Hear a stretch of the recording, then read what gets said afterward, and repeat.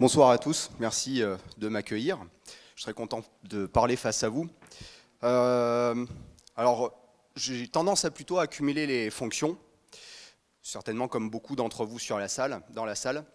Je suis militaire de l'armée de l'air, je crois que ça se voit. On fait des trucs super sympas avec Photoshop de nos jours, vous avez vu. Je suis moniteur de sport dans l'armée de l'air justement et spécialiste du développement personnel. Et ces trois fonctions servent une fonction qui est encore plus importante, c'est que je suis papa. Papa de 3 enfants, 3 garçons. De 9 à 15 ans, je peux vous dire que ça vaut le coup des fois d'être un peu militaire à la maison. Ça vaut le coup aussi d'être un peu en bonne condition physique. Et ça vaut le coup aussi de savoir d'une certaine manière un peu gérer ses émotions et d'avoir une forme de maîtrise émotionnelle. Alors je vous donne une tranche de vie et je suis quasiment sûr que tous dans la salle vous avez vécu ça au moins une fois, ou alors c'est que vous êtes des menteurs. Il est 7 heures du matin et tu as oublié de mettre ton réveil avant d'aller travailler. Et donc tu cours de partout chez toi pour essayer de rattraper du temps. De partout, tu remues beaucoup d'air, tu ne sais même pas par quoi commencer pour gagner du temps. Pendant ce temps-là, tes enfants ils sont assis devant la télé, de leur bol de céréales, comme ça. Là, forcément, tu perds un peu tes nerfs, mais tu ne perds pas que tes nerfs. Ce qui est en train de te ronger à ce moment-là, ça s'appelle le stress. Alors c'est quoi le stress finalement? C'est le fait que ton cerveau, sans même que tu t'en rendes compte, il te fait prendre conscience que tu es vraiment en retard et il t'envoie toutes les hypothèses possibles sur les conséquences que ton retard pourra avoir, par exemple, au travail. Je risque de me faire licencier. Je risque qu'on me juge. Je risque d'autres choses, par exemple, devoir m'occuper de choses peut-être moins importantes à mon boulot ou de me mettre en retard sur le reste de la journée. Dans tous les cas, le stress, c'est un peu ça. C'est quand ton cerveau t'envoie les informations d'hypothèses possibles. Et plus les hypothèses sont graves, importantes, plus les conséquences potentiellement sont importantes, plus les réactions sont difficiles à vivre. Il y a une des réactions, par exemple, que vous connaissez peut-être, c'est on perd, quand on est sous facteur de stress, on perd nos habiletés motrices.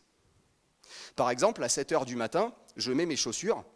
D'habitude, je suis plutôt un expert du lassage de chaussures, comme quasiment la centaine d'entre vous dans la salle. Qu'est-ce qui fait la différence entre le débutant et l'expert? C'est que le débutant, il est obligé d'intellectualiser le processus de lassage de chaussures. L'expert, comme on l'est à l'âge adulte normalement, sauf quand on est bourré, il fait ses lacets par voie automatique. C'est son inconscient qui fait à la place. Et d'ailleurs, si je vous pose la question dans la salle de quelle boucle vous mettez par-dessus l'autre quand vous faites vos lacets, il n'y a pas plus de la moitié de la salle qui le sait. En fait, ce n'est pas vous qui savez faire vos lacets, c'est vos doigts d'une certaine manière. C'est ça l'expertise. Dans tous les cas, l'expertise gestuelle, comme je sais marcher par exemple. Et quand on est stressé, on perd la finesse de ces habiletés-là. La preuve, c'est que en fait, je me mets à serrer mes boucles trop fort, sous le coup de l'énervement, ou parce que mes pensées sont obnubilées par le temps que je dois rattraper. Je vais faire des doubles nœuds. Je vais tirer sur mes lacets un peu trop fort, j'ai une boucle qui me reste dans la main, comme ça. Vous avez déjà vécu ça? Donc en fait, on recommence. Mais on est encore plus énervé, donc on est encore moins productif. Alors là, je vous parle du lassage de chaussures. La contre-performance dans le lassage de chaussures, ce n'est pas très important. Par contre, il faut imaginer le soudeur, par exemple, qui travaille dans l'aéronautique. Vous avez vu que je suis de l'armée de l'air. Le soudeur qui a des points de soudure très précis à faire. S'il est stressé, qu'est-ce qui se passe? Quelles conséquences il pourra y avoir sur sa contre-performance, habileté motrice? Le sportif professionnel, le golfeur, geste très fin. Le basketteur qui a un lancer franc à faire avec toute la pression du public sur ses épaules. Le buteur au rugby, transformation, alors qu'il sait que ses copains sont en train d'attendre, tous regroupés comme ça, en priant pour que le ballon passe les poteaux pour marquer 2 points de plus. Ça peut être aussi le pilote de chasse. Juste avant de s'éjecter, il a tout un tas de choses à faire pour être sûr qu'en fait, il n'y aura pas de lésion à ses cervicales ou à sa colonne vertébrale. Donc en fait, on se doute que s'il y a de la contre-performance dans la gestuelle, dans l'habileté motrice, des fois, ce n'est pas seulement un lassage de chaussures qui est raté, c'est qu'il peut y avoir des conséquences qui sont désastreuses. Quand on est stressé aussi, comme à 7 heures du matin, quand on est en retard et qu'on court de partout, notre cerveau il nous invite à vraiment porter notre attention sur ce retard-là. En fait, c'est comme si on avait une forme de projecteur, comme celui-là, et que notre projecteur cérébral était braqué uniquement sur le problème. Le problème, c'est qu'il est en plus braqué sur ce souci-là, le retard, mais seulement sur un seul aspect du problème. Et quand le projecteur mental est braqué sur un seul aspect du problème, il est aussi braqué sur un seul aspect des solutions possibles. Ça marche pareil, donc la contre-performance, c'est aussi de la contre-performance qu'on va appeler cognitive. Par exemple, un étudiant qui a un oral à passer, il connaît son bouquin par cœur, 300 pages, je ne sais pas, il le connaît par cœur, au moment où on lui pose la première question, il est rongé par son stress, et là, syndrome de la page blanche. En plus de ça, il y a aussi de la contre-performance dans les habiletés verbales, parce que le stress, c'est aussi des adaptations physiologiques. Le diaphragme, le muscle de l'inspiration, qui agit sur des cycles très courts. Alors, le diaphragme, déjà, qui perturbe notre respiration, notre cerveau qui perturbe la façon dont on réfléchit, on va se mettre à trembler dans la voix et potentiellement oublier tout son texte. Donc voilà, c'est aussi de la contre-performance cognitive, c'est aussi de la contre-performance dans nos relations interpersonnelles. Vous avez remarqué que plus on est stressé, moins c'est facile de communiquer. Je pense au pédagogue, par exemple, qui a un message important à faire passer. Moi, quand je suis papa, je suis un pédagogue. J'ai un message à faire passer à mes enfants. Là, en l'occurrence, quand je suis très en retard à la maison, j'ai envie qu'ils se bougent un peu les fesses. Mais comment est-ce que je le dis ? Sur le coup de mon énervement, de ma colère. Ce qui se passe, en fait, c'est que je transmets mon stress. Vous le savez, ça, le stress se transmet. Mais du coup, mon gamin, qu'est-ce qu'il fait ? Il récupère mon stress, donc lui aussi, il se met à perdre ses habiletés motrices. Mon gamin, il a 8, 9 ans, 10 ans, c'est plutôt à cet âge-là déjà un expert de « je sais manger avec une petite cuillère ». Mais quand il est stressé, il le fait moins bien. Et parce que je lui ai transmis mon stress, dans un mauvais geste, il perd ses habiletés motrices, il ne fait pas exprès, hein. C'est de la maladresse, mais en fait c'est de ma faute, je ne m'en suis pas rendu compte, il est devenu maladroit à cause de moi, il fait tomber son bol de céréales sur le tapis par terre. Je vais être encore plus en retard, évidemment. Ça alimente encore plus ma colère et mon stress. Donc du coup, je me précipite vers lui, c'est une catastrophe, il se met à pleurer parce que je suis un peu moins beau à ce moment-là que sur la photo. J'ai les yeux injectés de sang, tout rouge, j'ai les mâchoires contractées comme ça, et puis ça se voit vraiment que je suis vraiment énervé, donc lui, il a peur, autre émotion, donc il se met à pleurer, et puis là, je peux vous assurer qu'il sera un peu contre-productif dans le nettoyage du tapis. Je serai encore plus en retard. Alors neurologiquement, comment ça se passe en fait tout ça? Je vais essayer de vous vulgariser un petit peu le process. Mais ce qu'il faut savoir, c'est qu'on a une partie de cerveau qui est identique au cerveau des animaux les plus primitifs. Allez, je ne suis pas un expert en mime. Vous allez voir que mime avec moi ne rime pas avec performance, mais je vais essayer de vous faire un animal que vous allez à peu près tous deviner. Le premier qui me dit une girafe, je l'attends à la sortie. C'est une méduse, ou un poulpe, comme vous voulez, à la limite. On a une partie de cerveau qui est identique au cerveau de la méduse. Même moi, qui suis militaire, j'ai peut-être un peu plus de pourcentage du cerveau identique à la méduse, mais normalement, quand on est des êtres humains un peu évolués, on a quand même un cerveau un peu plus évolué que le cerveau de la méduse. C'est cette partie de cerveau qui fait que notre cœur bat, qu'on respire, qu'on a des fonctions digestives. C'est cette partie de cerveau aussi qui fait qu'on va avoir des sensations de faim qui vont se déclencher. Pas la faim plaisir, hein, la faim nécessité, c'est pas pareil. La faim plaisir, ça la méduse, elle ne connaît pas. La méduse, elle n'a que des besoins qui sont nécessaires à sa survie. Mais on a aussi ce cerveau-là, nous. Hein.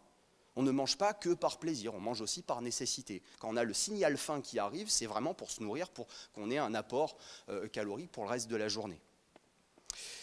Effectivement, on a un cerveau un petit peu plus élaboré que le cerveau de la méduse. N'empêche qu'on a aussi des fonctions de survie qui sont identiques au cerveau de la méduse. Si la méduse perçoit un prédateur, la méduse fuit. Mais nous aussi. La preuve, je vais me mettre ici. Si je longe un chemin de ferme avec un grillage ici, que je suis un peu perdu dans mes pensées, il y a un grillage avec un chien d'un coup qui saute au grillage. Mais moi, je ne l'avais pas vu à ce moment-là. Je vais faire un pas de côté, comme la méduse qui a fui. À ce moment-là, c'est mon instinct qui m'a fait fuir. La méduse, si elle fuit, ce n'est pas parce qu'elle a peur. Elle n'a a priori pas les structures neuronales pour avoir peur. Elle ne sait pas avoir peur. Bon, on ne lui a pas demandé en même temps. Mais a priori, on sait comment ça marche à peu près, les centres de la peur, et elle n'a pas, nous on a. Mais dans un premier temps, ce n'est pas la peur qui nous a fait faire un pas de côté, c'est notre instinct. Après seulement, on aura peur. La même peur que si on avait un chat à nos pieds, qui percevait, si le chat avait perçu le chien comme nous, le chat se serait barré. Donc réaction instinctive, identique chez la méduse, le chat et chez nous. Sauf que nous, il y a encore une autre différence, c'est que nous, ce qui va se passer, c'est que quand on regarde le chien et le grillage qui est a priori entre le chien et nous, c'est qu'on va analyser, chose que le chat ne sait pas faire, encore moins la méduse évidemment. On va analyser, on va essayer de se faire un rapport entre la hauteur du grillage et potentiellement la puissance des pattes du chien. Le chat, il ne sait pas faire. Si a priori notre cerveau à ce moment-là, par effort d'analyse, nous tire les conséquences que le chien ne peut pas sauter par-dessus le grillage, c'est-à-dire qu'il va nous envoyer des hypothèses, et à ce moment-là, le cerveau nous dit non, c'est bon, tu es en sécurité. On va pouvoir rationaliser la peur, notre émotion. Donc canaliser ce stress en fait qui nous a fait faire un pas de côté. Et si on ne pouvait pas canaliser ce stress, en fait on se mettrait à courir comme le chat. C'est le cas des phobiques par exemple. Les phobiques par rapport à une peur un peu démesurée, ils n'arrivent pas à prendre suffisamment de recul. Nous, notre cerveau, ici qui se situe juste derrière le front, qui s'appelle le cortex préfrontal, il analyse, il nous fait prendre du recul, il nous fait tempérer, il nous fait prendre de la hauteur. Ce qui fait qu'on peut se mettre à danser la lambada face au chien en disant tu ne me toucheras pas. Le chat, il ne dansera pas la lambada, lui. C'est pas possible. Il s'est barré, il ne reviendra pas. Et pourtant, il voit qu'il y a un grillage. Mais le grillage, pour lui, n'a pas de signification de protection. Alors, il y a un petit problème, c'est que ça devrait se passer toujours bien comme ça, mais ça ne se passe pas toujours bien. C'est-à-dire que ce cortex préfrontal qui nous permet de prendre de la hauteur, de finalement prendre du recul sur les événements, qui fait que, par exemple, on peut garder un peu notre patience en réunion, quand la réunion, elle dure un peu, parce qu'on prend du recul sur quelqu'un qui m'embête en réunion, qui dit quelque chose avec laquelle je ne suis pas d'accord. Ce cerveau, il a besoin d'énormément d'énergie pour fonctionner. Énormément d'énergie. Mais quand on n'a pas d'énergie disponible, pour plusieurs raisons, soit parce qu'on est stressé, et donc une partie de cette énergie est déjà occupée par autre chose, soit parce qu'on est fatigué, parce qu'on n'a pas assez dormi, peut-être aussi parce qu'on n'est pas assez motivé par la tâche en cours. Si notre cortex préfrontal n'est pas suffisamment alimenté, on va moins prendre de recul sur les choses. Donc ça veut dire quoi? Ce serait plutôt le cerveau émotionnel qui prendrait le pas, finalement. Vous avez déjà remarqué quand on est fatigué, que les larmes viennent plus vite, qu'on perd plus patience, on perd plus rapidement patience, mais plus rapidement en colère quand quelqu'un heurte un peu nos croyances et nos valeurs. On a peur aussi plus. La peur, ça entraîne aussi du manque de confiance en soi. Un étudiant qui dort mal, c'est un étudiant qui perd confiance en soi pendant les examens. Moi, j'ai besoin d'avoir ce cerveau ici qui fonctionne. Donc j'ai besoin de gérer mon stress, ma fatigue, mon sommeil, pour pouvoir réalimenter mon cortex préfrontal et lui permettre de faire des choix un peu plus cohérents, savoir prendre de bonnes décisions, être donc plus performant, a priori. Quoique attention, si lui fonctionne, ça ne veut pas dire que les choix sont objectifs. Les choix seront toujours subjectifs. Si je me baladais le long du chemin de ferme avec un collègue à moi, si mon collègue n'avait pas finalement la même expérience de vie par rapport aux chiens, etc., son cerveau pourrait lui indiquer, au vécu des antécédents de son histoire, que le chien représente un danger. Donc lui dire non mais il ne faut pas rester là. Donc on voit bien qu'en fait, il n'y a pas forcément toujours de cohérence. Tous les choix sont subjectifs. Ça n'a pas tellement d'importance. Ce cerveau, il a besoin d'énormément d'énergie pour fonctionner, surtout quand il y a énormément de conséquences possibles. Je compte demander ma femme en mariage. Je compte demander ma femme en divorce. Ma femme vient me voir et me demande si j'ai envie de faire un enfant avec elle. Vous imaginez toutes les conséquences possibles. C'est dans ces moments-là où on est rongé par le stress, mais c'est pourtant du stress positif si ma femme me demande un enfant, quoique. Moi, j'en ai déjà 3, ce serait très négatif si elle m'en demandait un 4e. Mais notre cerveau donc analyse toutes ces conséquences potentielles et ça nous fait dépenser beaucoup d'énergie. Alors justement, c'est exactement ce facteur-là qui a été étudié dans les armées il y a à peu près une 30aine d'années. Il y a une docteure qui s'appelle Edith Perrault-Pierre, à qui je rends hommage ce soir, qui a créé une espèce de boîte à outils.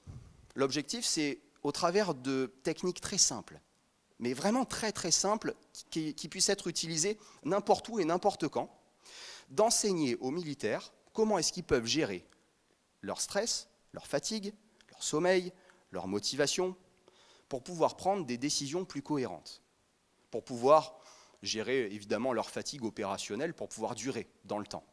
Alors ces techniques-là, elles se sont largement exportées parce qu'elles ont fait ses preuves depuis plus de une trentaine d'années. Maintenant, c'est aussi dans les entreprises, ça aide les chefs, les dirigeants d'entreprises à aborder positivement une réunion parce qu'ils se sont préparés mentalement à différentes conséquences, donc ils ont pris du recul là-dessus. Ça peut aider les sportifs, évidemment, mais aussi les coachs qui vont mettre en place des stratégies.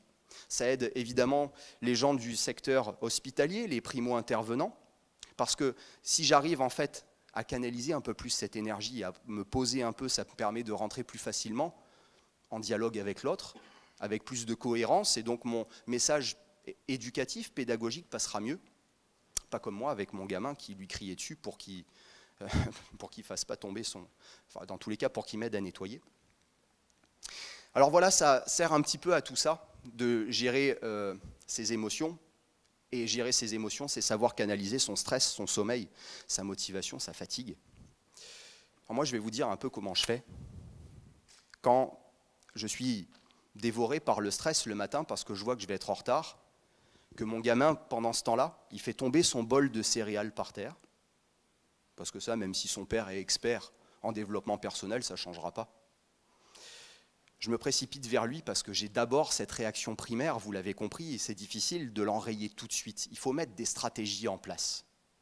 Et là, moi, je me précipite vers lui, mais j'ai appris à faire des petits trucs que je me suis adapté. Et c'est des petits trucs qui m'ont été enseignés à l'époque, quand j'ai reçu l'enseignement des techniques d'optimisation du potentiel. Vous savez quoi? Vous allez le faire en même temps que moi, si ça ne vous dérange pas. Vous allez voir comme ça va se poser dans la salle en 3 secondes. Je vais vous demander de laisser les dents se desserrer. Et ressentez juste ce que ça fait dans votre corps. Une espèce de détente qui se place comme ça sur le visage. Cette détente, vous allez la placer sur le sommet de vos épaules et faire en sorte que les épaules soient de plus en plus lourdes, comme si les bras étaient attirés par le sol. Et cette détente, vous allez continuer à la faire glisser et l'installer dans le ventre pour que votre respiration devienne de plus en plus souple et élastique. Respirez par les abdominaux. Là, ici, on l'a fait en 10 secondes. Moi, parce que je me suis entraîné comme ça, je le fais en une demi-seconde.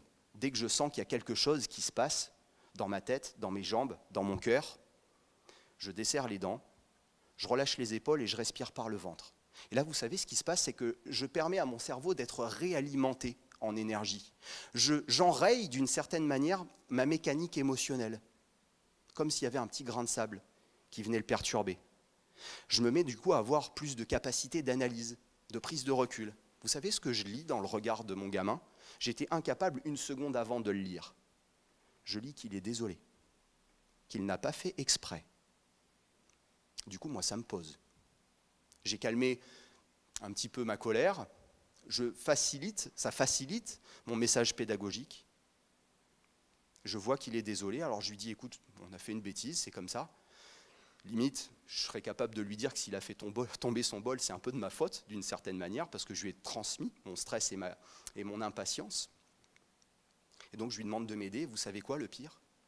C'est que dans ces cas-là, il le fait. Il m'aide. Alors je serai forcément en retard toujours, mais un peu moins. Performer, ça me semble indispensable, c'est maîtriser ses émotions. Maîtriser ses émotions, ça me semble indispensable. C'est savoir réalimenter son cerveau en énergie, et donc pour ça, c'est gestion du stress et gestion du sommeil. J'espère que mon message est passé et que vous allez vous coucher à la bonne heure ce soir. Merci beaucoup.